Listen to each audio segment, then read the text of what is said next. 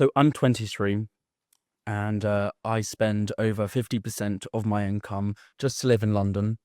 I am crammed into a small room with a single bed in a shared flat. And according to reports, I won't be able to afford my first home until I'm 37 years old.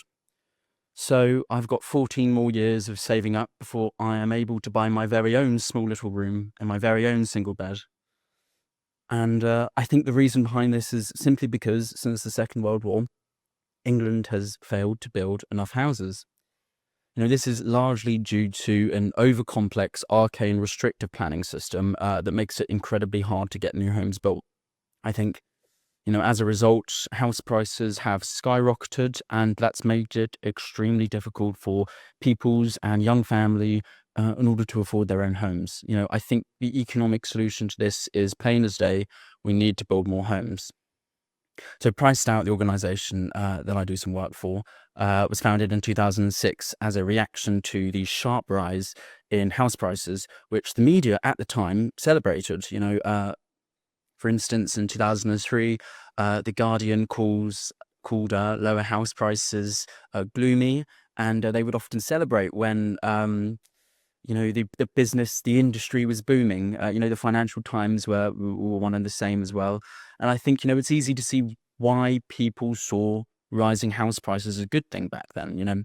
Between 79 and 2006, real house prices, they grew sevenfold. And I think, you go to 96 to 2006 as well, just 10 years, they increased to twice the rate of incomes. That's just mental. Since about 70% of homes were owner occupied at the time, most homeowners obviously benefited from those policies that pushed prices higher. And obviously we've got to go and pick up the slack now. I think, at the end of the day, these policies pushing up house prices overlooked a growing number of people who were being priced out of the market, and name drop there.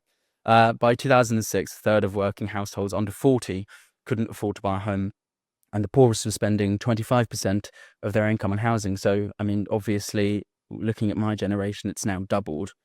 Over 21 million people were living in overcrowded conditions, and homelessness had surged. So with the use of temporary housing and other sort of eccentricities in that aspect, they've doubled since 1997. So I think if you look at the history here, since 1947, the UK's land use planning system has just made it incredibly hard to build homes and just, I guess, meet the growing demand for them. While some rules have definitely changed, I think the core idea that all developments need state approval has stayed the same. And this is unlike many of our counterparts in Europe, in which we are currently bottom of Europe in terms of new homes.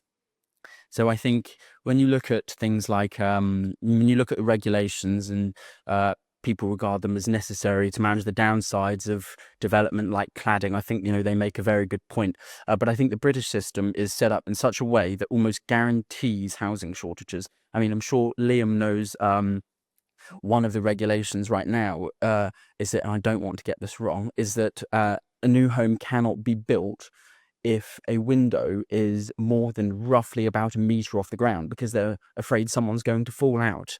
A meter drop, that is. And so, yeah. Thank you very much. I didn't avoid it. I think I'll just cut it short then, scroll to the end. To conclude, it's glaringly obvious that the UK's housing crisis stems from a restrictive planning system that has stifled development for decades. I think obviously while rising house prices have benefited some, they have caused deep and lasting harm to many others, particularly young people and low-income families. I think the solution is straightforward. We just need to build more homes, and we need to do that by reforming our planning system to encourage development. We can address the housing shortage, we can improve living standards, and we can unlock greater economic growth, and it is 100% a supply-side issue. Thank you. Thank you, James.